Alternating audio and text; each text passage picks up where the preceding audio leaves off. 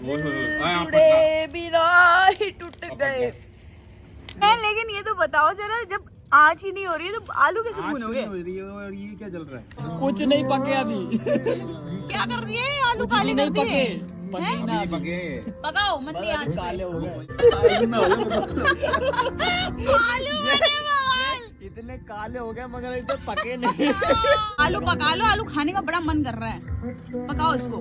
भाई साहब ये आलू आलू भून रहे हो, आलू काले कर रहे हो तुम्हें, सही में भून के भड़ंग हो गया बिल्कुल। तो जी फाइनली एक, ये दिल का खुदा बंद कर ले इसे। तो फाइनली एक आलू पक चुका है, इसको खा के देखते कैसा बना। ओ भाई स्वाद आने वाला।